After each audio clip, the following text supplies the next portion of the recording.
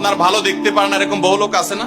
এই হিংসা করলে অনেক সময় বদনজর লাগে, বদনজর। আপনার ভালো কিছু হতে আরেকজনের জ্বালা পড়া শুরু হয়েছে, এর কারণে অনেক সময় মানুষ ক্ষতিগ্রস্ত হয়। বহুবার এই সূরা পড়ে তৎক্ষণাৎ একেবারে পড়ার সাথে সাথে আমি কার্যকরিতা আমার চোখে বহুবার দেখেছি, আলহামদুলিল্লাহ। নবী সাল্লাল্লাহু আলাইহি ওয়াসাল্লাম এক সাহাবীকে বলেছেন, তুমি কি জানো আজকে রাতে যে দুইটা সূরা আমার প্রতি নাজিল হয়েছে, যে আয়াতগুলো নাজিল হয়েছে, এইরকম আয়াত কোরআনে আরেকটা নাজিল হয় নাই। আমার বাসা বাচ্চার কোনো অসুবিধা হলে মাঝে মধ্যে আমার মিসেস বলতেন যে একটু দোয়া পড়ে খু দাও তো। আমি আমার মিসেসকে সাথে সাথে বলি, কেন, তুমি দিলে কি সমস্যা? অনেক সময় বাচ্চাকে নিয়ে আসেন, হুজুর একটু তাকে দোয়া পড়ে ফু দিয়ে দেন, একটু পানি পড়ে দেন। আমরা কি দোয়া পড়ি আজকে সেটা আমি আপনাদের সামনে ফ্ল্যাশ করে দিলাম, জানিয়ে দিলাম।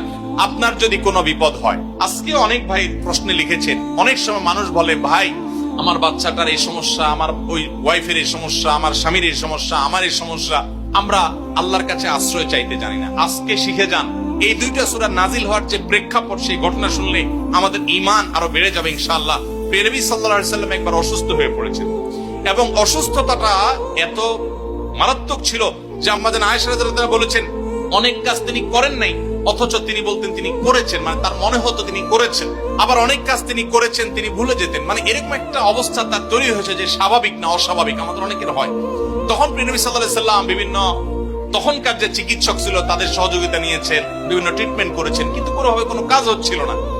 আল্লাহ রাব্বুল আলামিন তার নবী সাল্লাল্লাহু আলাইহি ওয়াসাল্লামের চিকিৎসার জন্য দুইজন ফেরেশতা পাঠিয়েছেন। তাদের একজন ফেরেশতা নবী সাল্লাল্লাহু আলাইহি ওয়াসাল্লাম স্বপ্নে দেখছেন যে একজন ফেরেশতা তার মাথার কাছে এসে দাঁড়িয়েছে নবী সাল্লাল্লাহু আলাইহি ওয়াসাল্লামের, আরেকজন ফেরেশতা নবী করিম সাল্লাল্লাহু আলাইহি ওয়াসাল্লামের পায়ের কাছে এসে দাঁড়িয়েছে। মাথার কাছে যে ফেরেশতা দাঁড়িয়ে